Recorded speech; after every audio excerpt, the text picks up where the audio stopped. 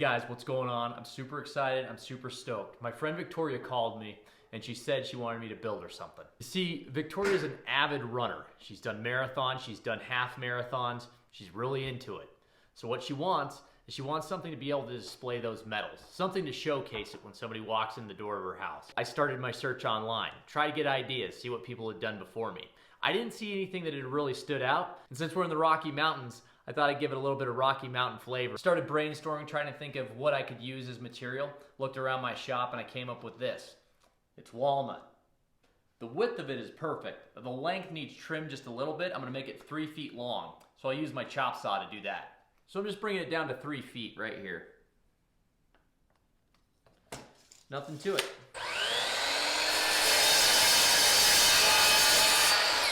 Okay, we got this thing cut down to 3 feet now, so it's the perfect length, it's the perfect width. But now, how are we gonna design it? I wanted this thing to be custom to Victoria. I wanted it to be something personalized, so I wanted to engrave her name in it. Unfortunately, I don't own what's called a CNC machine. I don't have $5,000 laying around to buy a machine like that, especially for the little bit of work that I would do with CNC. So I had to come up with a way of doing the engraving myself, and this is what I did. Victoria's a big fan of mountains. So I found a silhouette image online of the mountains. And this whole thing is about running.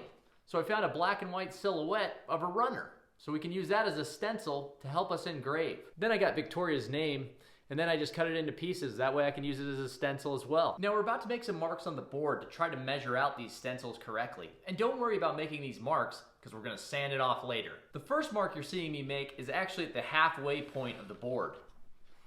What you're seeing me do here is I'm actually taking that mountain stencil we printed from online and folding it in half so that it matches perfectly, and then placing it on top of that halfway point. Now what you're seeing me do is mark 6 inches here, and then come down 2.5 inches on this line here. Then I'm finding the center point for being able to place our image of the runner. Don't panic with what I'm about to do next to the walnut. I'm actually using stick glue to put these stencils into place, and there's a good reason for that, and I'll show you later.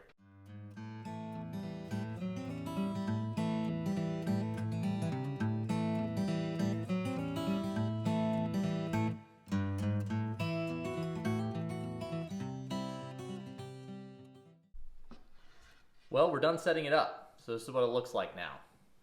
Time to pull out the router bit. So now what I'm actually going to use is a Dremel tool.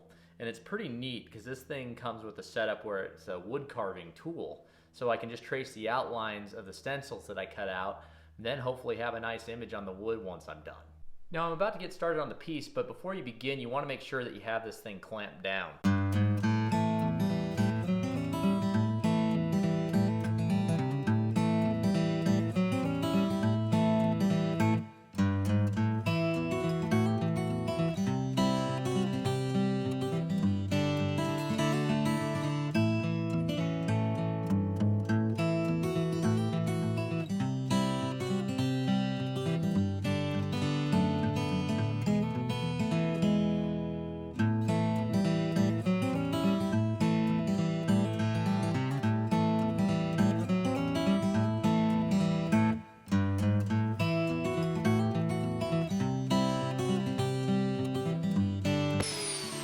Okay, so now we're all finished with the carving part of the project. But now comes a really important part. We gotta sand this thing. It's where I mentioned earlier that it didn't really matter that we were gluing the paper to the wood, because we'd be sanding it off. Now watch this, this will clean it up really nicely.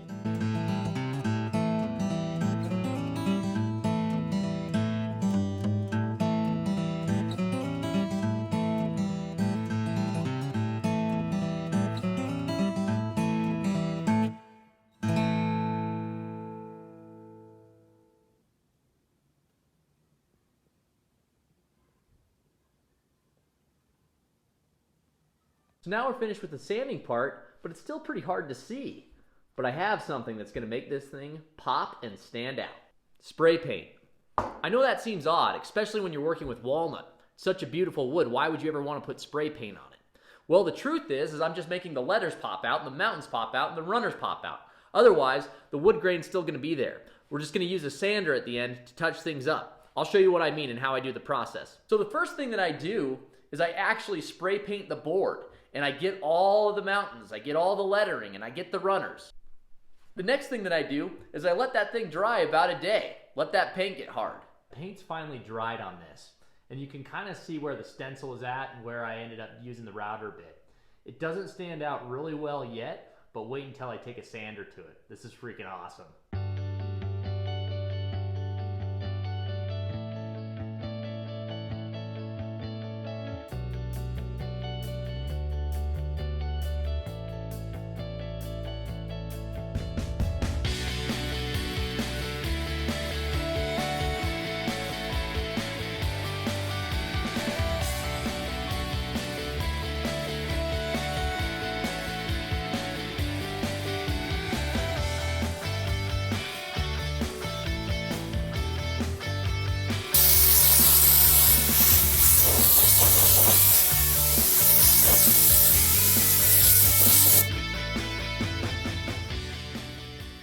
So far, so good. This thing's looking awesome.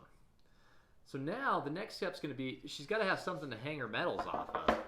So we got to drill some peg holes. So from the bottom of the board, I've gone up a 1/2 inch to where the tape's at. I've done the identical thing on the other side. That way when I put these guys in, they'll be spaced out evenly. I'm going to do one every 2 inches. All right, so now I've marked off all of the dowels that I have. That way I can drill them through this board, and then the metals can hang off of them. I want to make sure that the depth's the exact same every single time.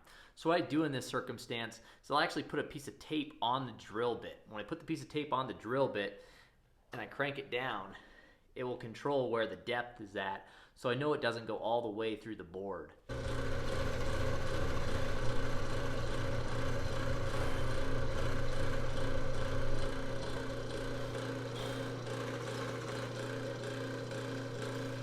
All right, now that we got all those holes drilled out for this, what we got to do is we're going to take the sander over it one more time to get rid of that line we made to make sure that these were straight.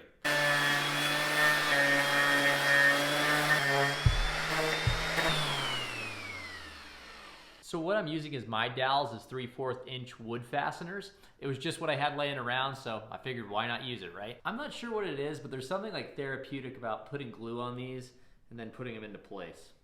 I don't know, I just enjoy it. So now I'm just gonna put a little bit of glue on the dowel and then just insert them into place.